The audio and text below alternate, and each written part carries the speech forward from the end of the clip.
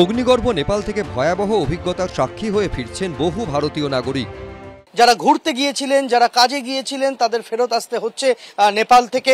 এবং যেহেতু কারফিউ রয়েছে, যান চলাচল বন্ধ রয়েছে, দোকানপাট বন্ধ, হোটেল বন্ধ, নেটওয়ার্কের সমস্যা, সব মিলিয়ে একটা বিপদের মুখ থেকে কার্যত ফিরে আসছেন, এমনটাই অভিজ্ঞতা এই সমস্ত মানুষজনের। বাঘা যতীনের নিউ সাউথ পার্কের বাসিন্দা অবকাশ নায়েক। মিন্টো পার্কের একটি বেসরকারি সংস্থায় কর্মরত তিনি। কাজের সূত্রেই মঙ্গলবার রক্সোল সীমান্ত দিয়ে নেপালে গেছিলেন। অশান্ত নেপালে গাড়ি থেকে হোটেল সব বন্ধ। কোনো রকমে গেস্ট হাউসে রাত কাটিয়ে বুধবার ভোরে রক্সোল সীমান্ত দিয়ে পায়ে হেঁটেই দেশে ফিরেছেন তিনি। বীরগঞ্জ থেকে এখানে এসে পৌঁছালেন কি করে? কিছু গাড়ি পেলেন? না, কিছু নেই, এখানে ওয়াকিং করে আসছে। কতটা দূর? ওইটা 3 কিলোমিটার, 3-4 কিলোমিটার, 3 কিলোমিটার। 3 কিলোমিটার কি পায়ে হেঁটেই আসছে? कोशिश चले, কোনো গাড়ি নেই। वो आने जाने बाइक भी जाने नहीं दे रहा है ना, वो पुलिस वाला वो रुका देता है। যে কাজে গেছিলেন হয়নি সেই কাজ। একটা দিন নেপালে থাকতে গিয়ে যথেষ্ট ঝামেলায় পড়তে হয়েছে তাকে। কাল তো গিয়েছিলাম, তো জানি না এখানে সিচুয়েশনটা নেপাল কাঠমান্ডু কি সমস্যা ছিল। हम लोग এখানে ভিতরতে যাচ্ছি তো গাড়ি ঘোড়া को चले ना, 4 व्हीलर को चले ना, खाली बाइक चले। और हम लोग पैदल থেকে যাকি, ওই কাস্টমার থেকে বাত কিয়া তো, हम लोग 3-4 दिन কাছে থাকার জন্য ছিল, থাকতে পারে না। ওখানে হোটেল ফোটেল সব বন্ধ আছে। আজ আমি রিটার্ন আসছে। যে কাজে গিয়েছিলেন কাজ হলো? কাজ হয় না, পুরো কমপ্লিট হয় না, রিটার্ন আসছে। কি অবস্থা এখন ওদিকে? জায়গায় জায়গায় কি অবরোধ? জায়গা জায়গাতে গাড়ি চেকিং করে, হ্যাঁ, আর যে আই কার্ড দেখে কি সময় কি কোথায় গেল, কি থালা আসছে জিজ্ঞাসা করছে। আপনি গিয়েছিলেন কোথায়? ওই हम लोग কাঠমান্ডু যাওয়ার ছিল, আপনার এখানে বীরগঞ্জ থেকে রিটার্ন আসছে।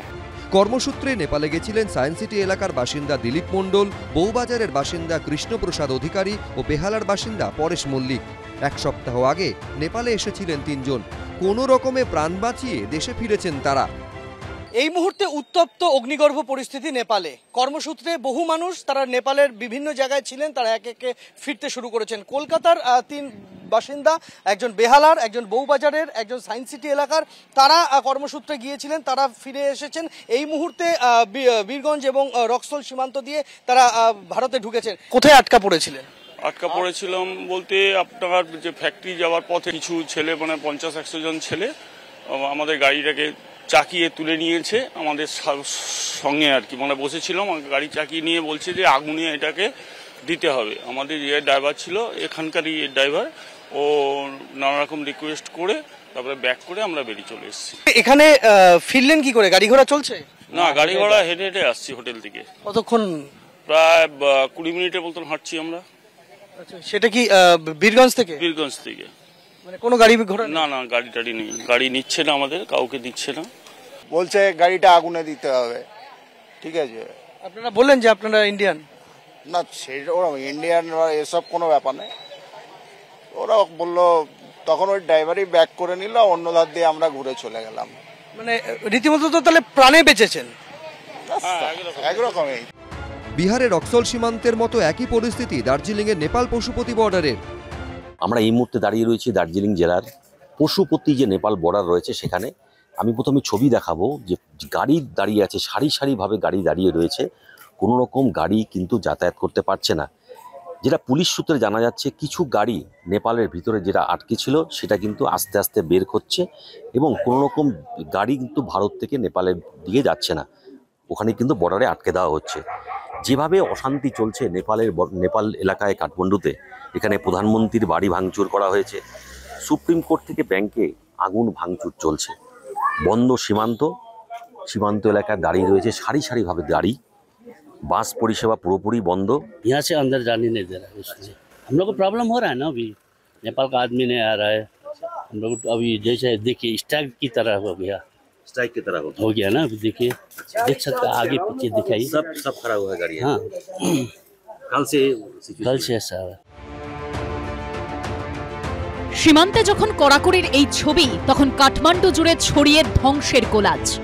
সোম ও মঙ্গলবারের গণবিক্ষোভ যে কতটা ভয়াবহ ছিল তা এই ছবিগুলো থেকে স্পষ্ট। এই আন্দোলন কি পুরোটাই স্বতঃস্ফূর্ত,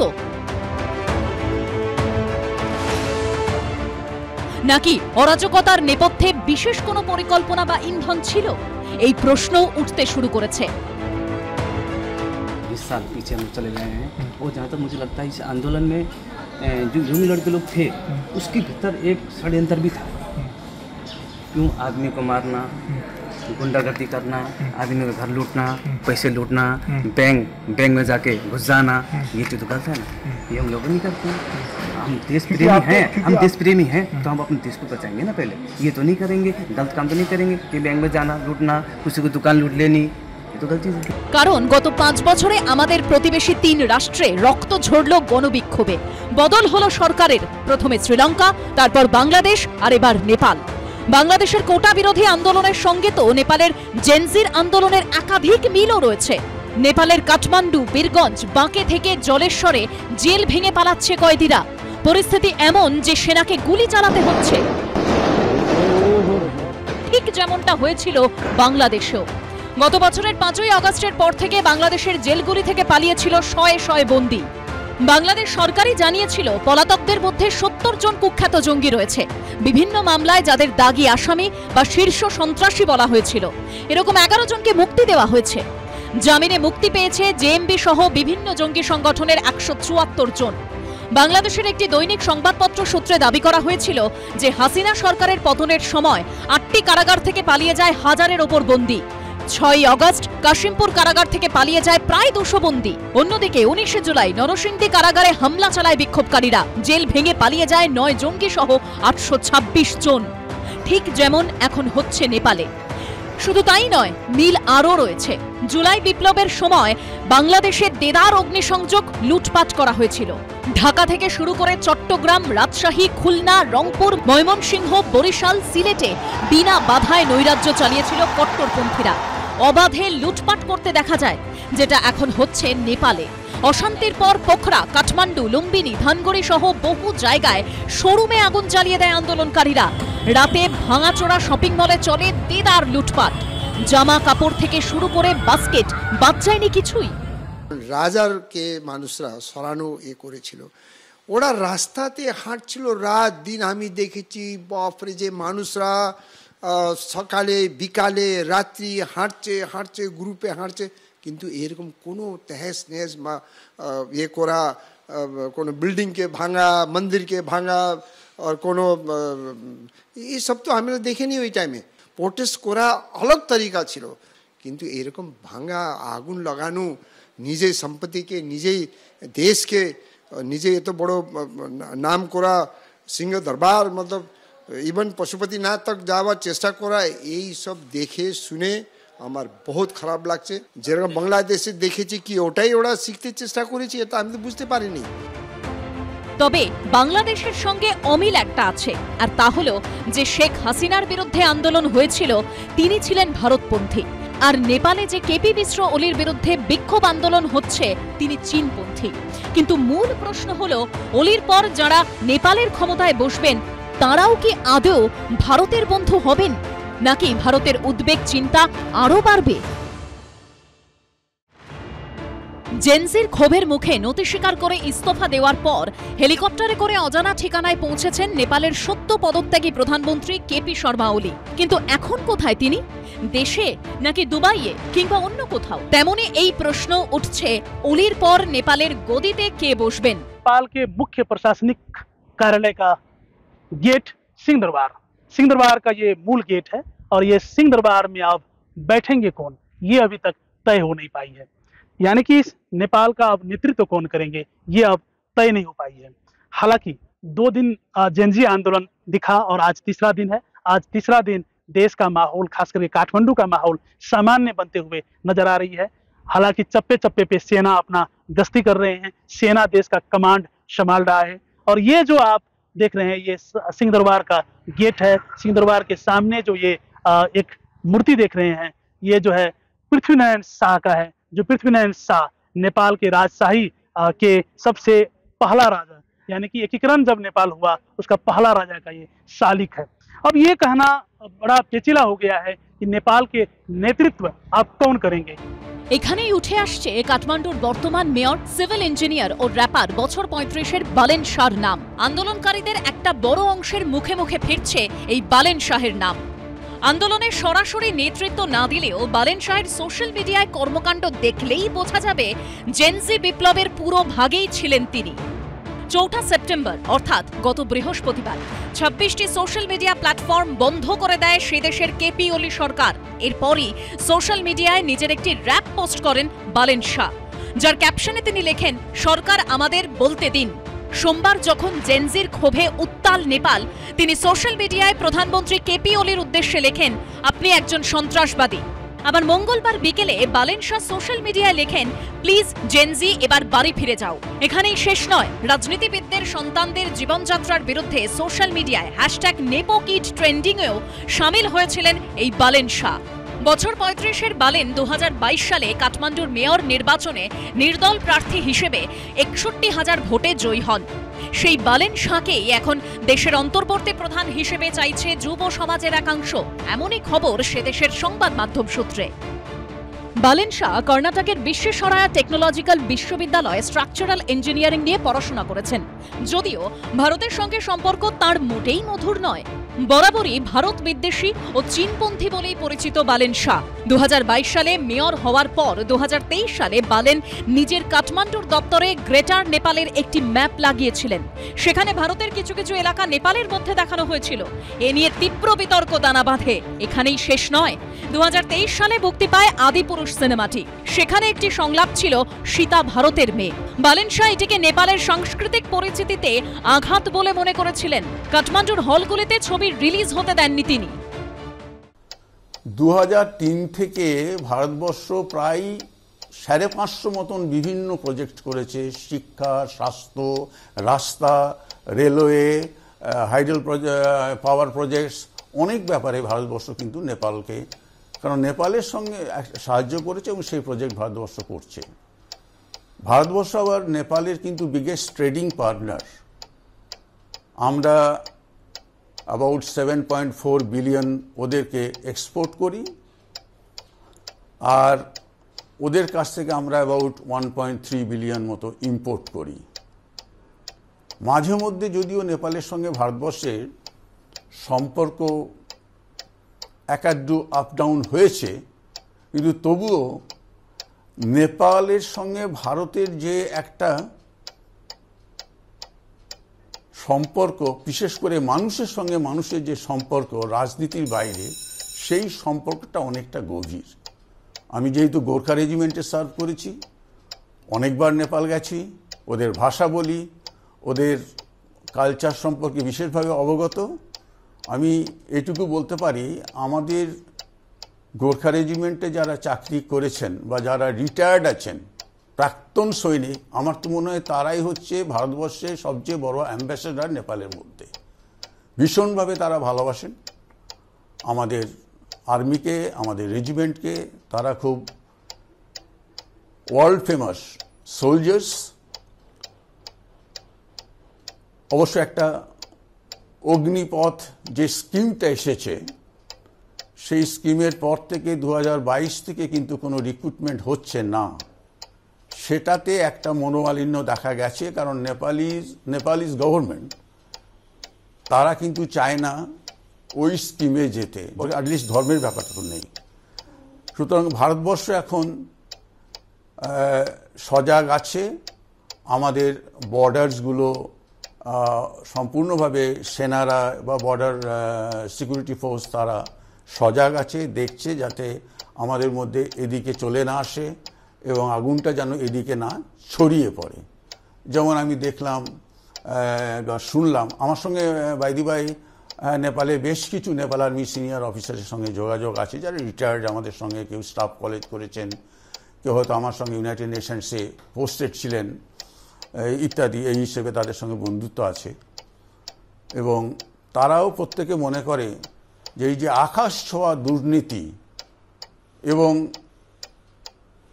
রাজনীতির যে বিভিন্ন দল, তাদের কোনো নীতিই নেই। আজ এর সঙ্গে সে যুক্ত হয়ে যাচ্ছে, কাল ওর সঙ্গে যুক্ত হয়ে যাচ্ছে, সরকারে আসতে হবে। এইটাই হচ্ছে সবচেয়ে বড় কথা। গৌতম বুদ্ধের দেশে সরকার টলিয়ে দেওয়া বিপ্লব, তথাগতর দেশেই আবার প্রতিবাদের নামে বেলাগাম তাণ্ডব। নেপালে জেনজি প্রজন্মের গণ অভ্যুত্থান সে দেশের রাজনীতিকে যেন এক অচেনা পথে ঠেলে দিয়েছে। দুদিনের বাঁধভাঙা বিক্ষোভেই পতন হয়েছে আস্ত সরকারের। প্রধানমন্ত্রী পদ থেকে কেপি শর্মা ওলির পদত্যাগ, এবং তার দেশ ত্যাগের জল্পনার মধ্যেই যে প্রশ্নটা সবচেয়ে বড় হয়ে দাঁড়িয়েছে তা হলো নেপালে এবার ক্ষমতার হ্রাস কার হাতে যাবে। বর্তমান উত্তাল পরিস্থিতিতে আপাতত দেশকে স্থিরতা দেবেন কে? কার হাত ধরে নেপালে পরবর্তী নির্বাচন হতে পারে? এই পরিস্থিতিতে নেপালের সম্ভাব্য অন্তর্বর্তী প্রধানমন্ত্রী হিসেবে উঠে আসছে সে দেশের সুপ্রিম কোর্টের অবসরপ্রাপ্ত প্রধান বিচারপতি সুশীলা কার্কির নাম। সূত্রের খবর, জেনজি আন্দোলনকারীদের 5 ঘন্টার বৈঠকে সর্বসম্মত সিদ্ধান্তে অন্তর্বর্তী প্রধানমন্ত্রী হিসেবে 73 বছরের সুশীলা কার্কির নামেই শিলমোহর দেওয়া হয়েছে।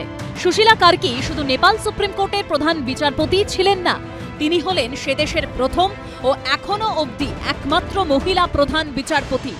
দুর্নীতি সংক্রান্ত একাধিক হাই প্রোফাইল মামলায় তিনি উল্লেখযোগ্য রায় দিয়েছেন। তার রায়ে দুর্নীতির অভিযোগে দোষী সাব্যস্ত হয়েছিলেন নেপালের প্রাক্তন মন্ত্রী জয়প্রকাশ গুপ্তা। ভারতের সঙ্গেও সুশীলা কার্কির বিশেষ সম্পর্ক রয়েছে। বেনারস হিন্দু বিশ্ববিদ্যালয় থেকে রাষ্ট্রবিজ্ঞানে স্নাতকোত্তর করেছিলেন তিনি। নেপালের প্রাক্তন সুপ্রিম কোর্টের বিচারপতি ম্যাডাম কার্কি, তাকে অন্তর্বর্তীকালীন প্রাইম মিনিস্টার করে একটা গভর্নমেন্ট ফর্ম করে তারপরে একটা গণতান্ত্রিক পদ্ধতিতে ফিরে আসবে। এখন চারদিকে যেমন জেল ভাঙছে, ভাঙছে, তাতে দেখা যাচ্ছে সেনাবাহিনী এবং পুলিশ তার মাঝামাঝি যে একটা ফোর্স থাকা দরকার, যেটা আমাদের দেশে আছে, যেমন সিআরপিএফ, বিএসএফ, প্যারামিলিটারি ফোর্স বা সেন্ট্রাল পুলিশ ফোর্স বলি, সেইটার ওখানে অভাব দেখা যাচ্ছে। একটাই হচ্ছে তাড়াতাড়ি ওদের চাহিদা মতো প্রধানমন্ত্রীকে বসিয়ে তাকে দিয়ে অ্যাপিল করানো। ভয়েস অফ জেনজি নেপাল নামে একটি এক্স হ্যান্ডেলে অনলাইন ভোটিং এর নিরিখে দেখানো হয়েছে জনপ্রিয়তার নিরিখে সুশীলা কার্কি অনেকটাই এগিয়ে আছেন। তার থেকে পিছিয়ে রয়েছেন বালেন শাহ। এতদিন নেপালে জন আন্দোলনের নেপথ্যে মূলত উঠে এসেছে 3টি নাম: বালেন শাহ, রবি লামিছানে এবং সুদান গুরু। নেপালের প্রাক্তন স্বরাষ্ট্রমন্ত্রী 51 বছরের রবি লামিছানেকে মঙ্গলবার দুপুরেই জেল ভেঙে ছাড়িয়ে আনেন আন্দোলনকারীরা। ন্যাশনাল ইন্ডিপেন্ডেন্ট পার্টির সভাপতি রবি লামিছানে নেপালের যুব সমাজের একাংশের কাছে আস্থাভাজন ব্যক্তি হিসেবেই পরিচিত। নেপাল থেকে দুর্নীতি দূর করার লক্ষ্য নিয়েই 2022 সালে ন্যাশনাল ইন্ডিপেন্ডেন্ট পার্টি গঠন করেছিলেন তিনি। সিংহভাগ সমর্থন ছিল তরুণ প্রজন্মের। কিন্তু 2024 সালের মাঝামাঝি এই রবি লামিছানেকে এই সমবায় কেলেঙ্কারির অভিযোগে গ্রেপ্তার করা হয়। রাজনীতিবিদ এবং নেপালের জনপ্রিয় টিভি সঞ্চালক রবি লামিছানের জনপ্রিয়তা তাতেও কমেনি। একসময় দেশের স্বরাষ্ট্রমন্ত্রী হয়েও নাগরিকত্ব বিতর্কে সাংসদ পদ খোয়াতে হয়েছিল তাঁকে। মার্কিন নাগরিক অভিযোগে নেপালের নাগরিকত্বও বাতিল হয়ে যায়। আন্দোলনের নিরিখে এহেন রবি লামিছানের নামও এখন জনপ্রিয়তার শীর্ষ স্তরে।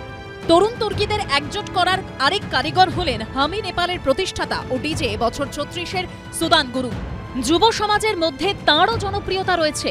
মঙ্গলবার সরকার পতনের পর দেশের হাল ধরার কথা জানাতে গিয়ে নেপালের সেনাপ্রধান অশোক রাজ সিগদেল যে বার্তা দিয়েছিলেন, তখন তার পিছনে ছিল নেপালের রাজপরিবারের ছবি, যা কূটনৈতিক বিশেষজ্ঞদের অনেকেই ইঙ্গিতবাহী হিসেবে দেখছেন।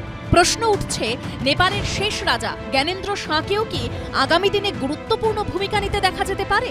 সেনাবাহিনীর সমর্থন যার দিকে থাকবে, তিনিই যে আগামী দিনের নেপালের শীর্ষ আসনে বসবেন তা নিয়ে সন্দেহ নেই। এদিকে সম্প্রতি চীন সফরে গিয়েছিলেন কেপি শর্মা ওলি। সেই সফর সেরে দেশে ফেরার পর ক্ষমতাচ্যুত হয়েছেন তিনি।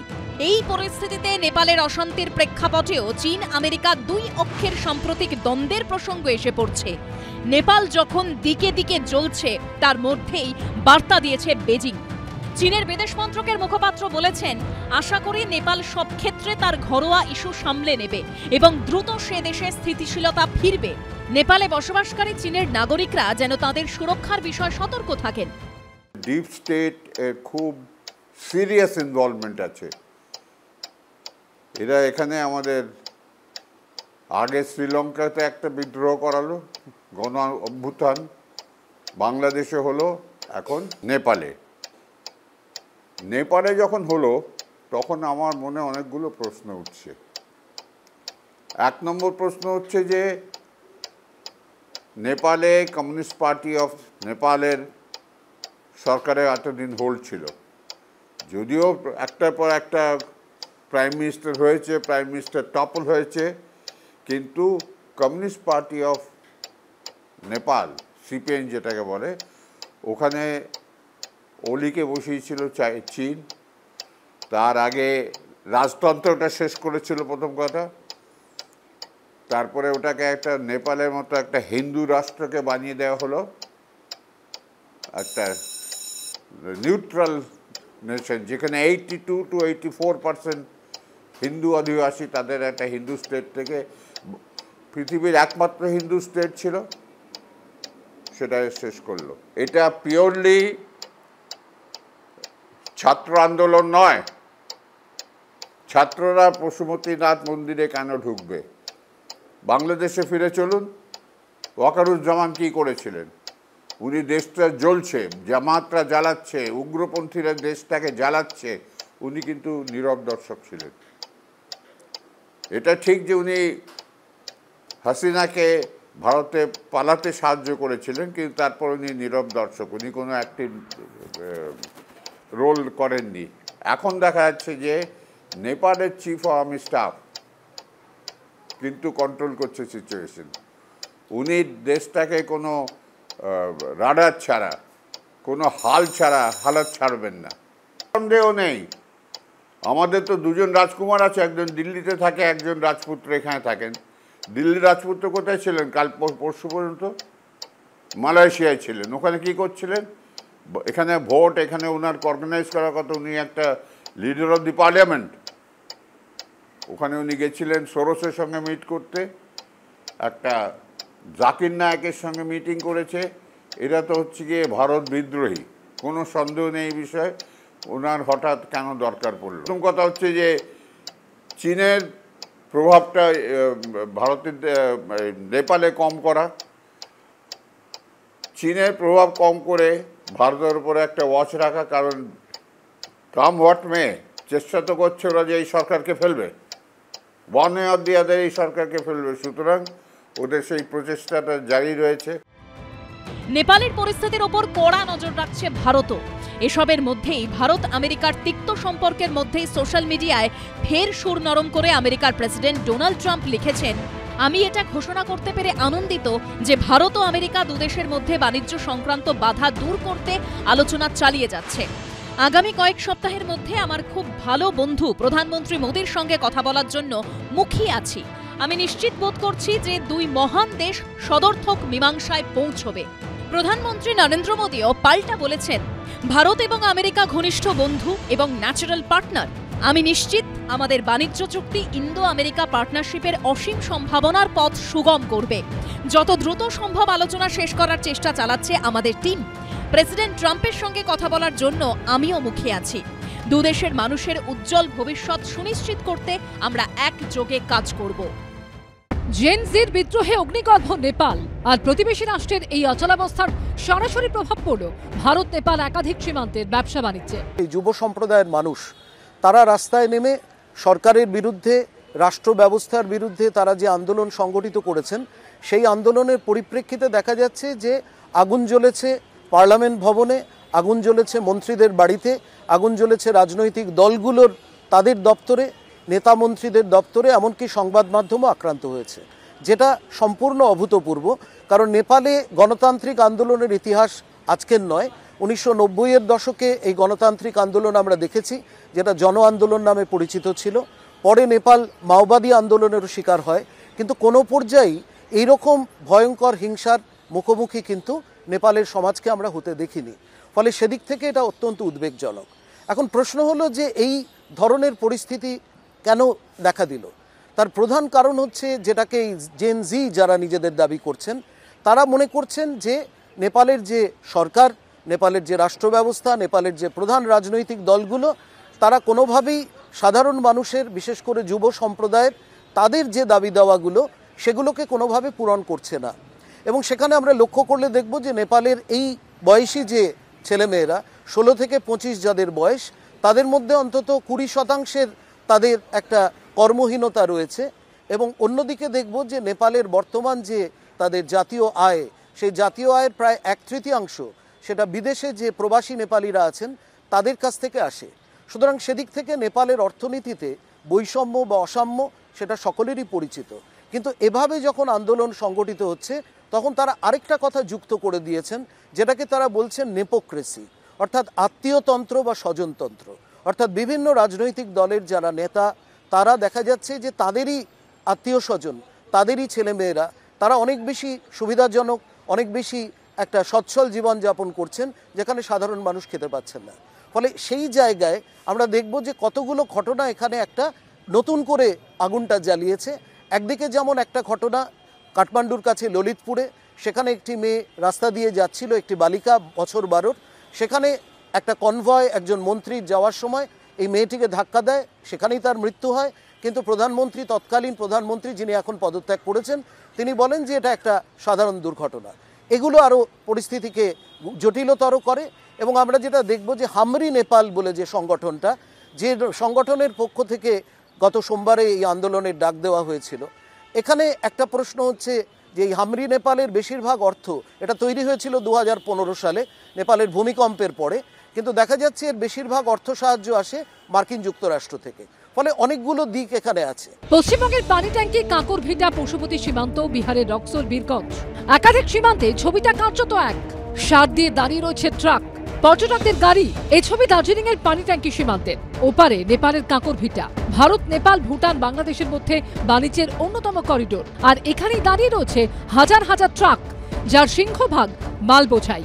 বুধবার ভোরে জরুরি ভিত্তিতে কিছু ট্রাক এদেশ থেকে নেপালে ঢুকেছে। আজকে সকালে কিছু ট্রাক ওপারে গেছে, কিছু ট্রাক ওপার থেকেও এসছে। সকালের পর থেকেই কিন্তু এই কাঁকরভিটায় কারফিউ জারি হয়েছে। কারফিউ জারির জেরে ট্রাক চলাচল বন্ধ। তাতে কিন্তু নতুন করে আরো সমস্যায় পড়েছে ট্রাকগুলি। माल खाली किया, जो विग्रह मूर्ति लोग खाली करके मैदारी में आ रहा हूँ।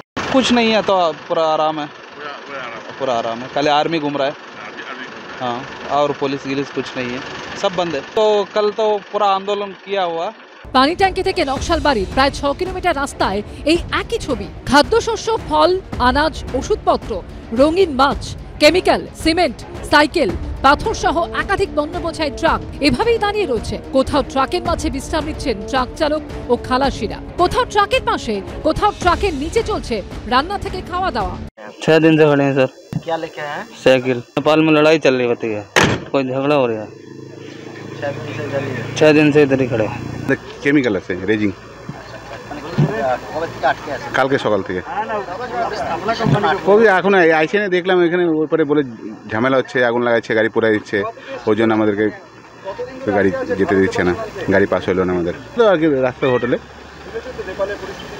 আর থাকা গাড়িতে।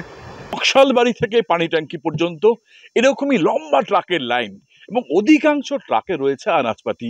কোথাও তো ফল, আলু, পেঁয়াজ, এবং সময় যত এগোচ্ছে ততই কিন্তু এই সমস্ত আনাজপাতি বা ফলের কিন্তু পচনশীল, পচে যাওয়ার সম্ভাবনা রয়েছে। এই টোটাল ব্যবসাটাই কিন্তু হলো ক্ষতি হয়েছে, এবং গত হলো 3 দিনের মধ্যে আমাদের অ্যাভারেজ ক্ষতির যেটা আমরা হিসেব করলাম, পার ডেতে হলো প্রায় হলো 30 থেকে 40 লক্ষ টাকা হলো পার ডেতে হলো ক্ষতি হয়েছে।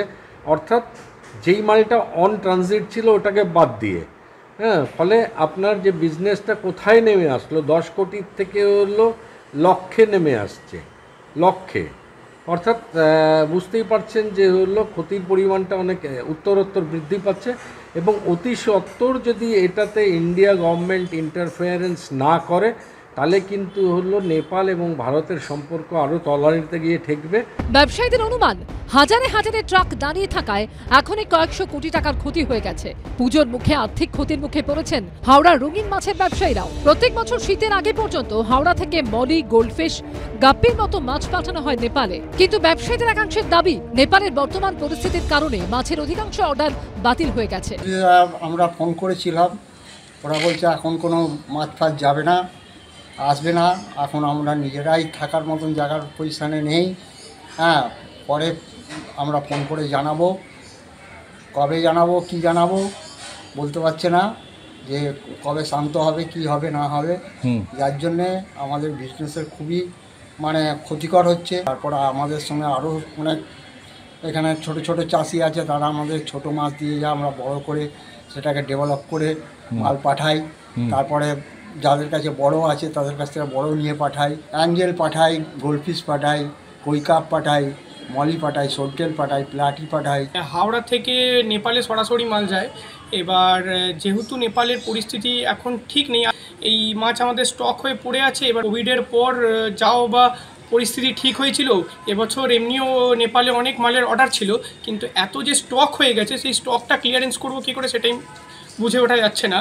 কারণ এই সব মাছের তো লাইফ স্প্যান খুবই কম। ভাবছি যাতে তাড়াতাড়ি নেপালের পরিস্থিতিটা ঠিক হোক আর যাতে আমরা মাল পাঠাতে আবার পারি। নেপালের সবচেয়ে বড় বাণিজ্য সহযোগী হলো ভারত। 2022-23 অর্থবর্ষে দ্বিপাক্ষিক বাণিজ্যের পরিমাণ 8.06 বিলিয়ন মার্কিন ডলারে পৌঁছেছিল, যার মধ্যে ভারতীয় রফতানির পরিমাণ ছিল 7.25 বিলিয়ন ডলার আর নেপালের রফতানির পরিমাণ ছিল 811 মিলিয়ন ডলার। প্রতিদিন 1200 থেকে 1500 পণ্যবাহী গাড়ি যাতায়াত করে, যার মধ্যে ওষুধ রয়েছে, যার মধ্যে বিভিন্ন ধরনের আনাজপাতি রয়েছে, চাল ডাল থেকে শুরু করে একাধিক জিনিস যা প্রতিদিন নেপালে যায়।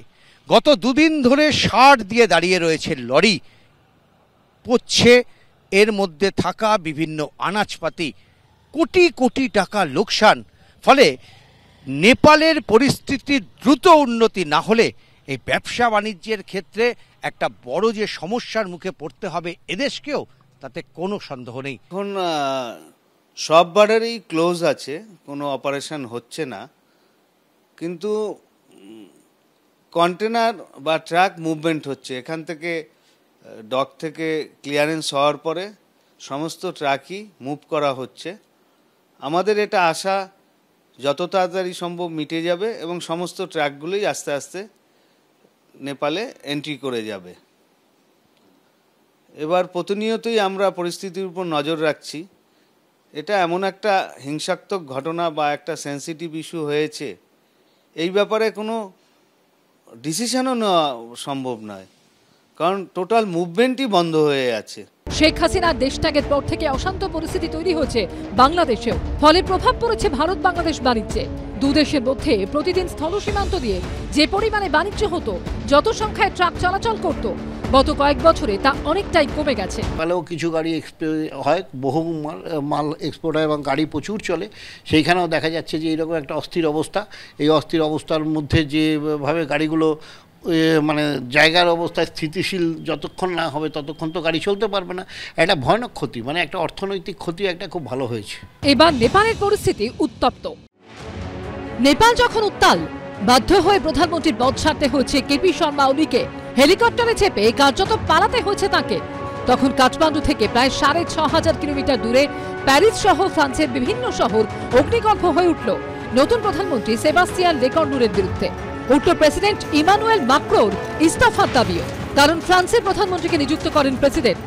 নেপাল যখন কেঁপে উঠল জেন জির আন্দোলনে, তখন ফ্রান্স উত্তাল হলো ব্লক এভরিথিং আন্দোলনের জেরে। খণ্ডযুদ্ধে জড়ানো পুলিশ ও জনতা, পুলিশের দিকে ছোড়া হলো ডাস্টবিন, আতশবাজি, রাস্তার আবর্জনা ফেলে ধরিয়ে দেওয়া হয় আগুন, জ্বালিয়ে দেওয়া হয় বাস। কিন্তু হঠাৎ কেন জ্বলে উঠল বিপ্লবের দেশ? বিশেষজ্ঞরা বলছেন এমনিতেই অর্থনৈতিক সংকটের মধ্যে দিয়ে যাচ্ছে ফ্রান্স, তার মধ্যে রয়েছে বেকারত্বের সমস্যা। এই আবহে বিদায়ী প্রধানমন্ত্রী ফ্রাঁসোয়া বেরুর বিরুদ্ধে বেশ কয়েকদিন ধরেই নানা অভিযোগ উঠছিল, যিনি পরিস্থিতির চাপে পড়ে আস্থা ভোটে দাঁড়িয়ে হেরে যান। বেরুর হারের পর প্রাক্তন প্রতিরক্ষা মন্ত্রী সেবাস্তিয়ান লেকর্নুরকে নতুন প্রধানমন্ত্রী হিসেবে নিযুক্ত করেছেন প্রেসিডেন্ট ইমানুয়েল মাক্রো। কিন্তু শিল্পমহলের সঙ্গে অতিরিক্ত ঘনিষ্ঠতা সহ একাধিক অভিযোগে তাকেও মেনে নিতে পারছে না ফ্রান্সের নাগরিকদের একাংশ। শয়ে শয়ে আন্দোলনকারীকে গ্রেফতার করেছে পুলিশ, কিন্তু শেষ অবধি কি হবে? এবিপি আনন্দ।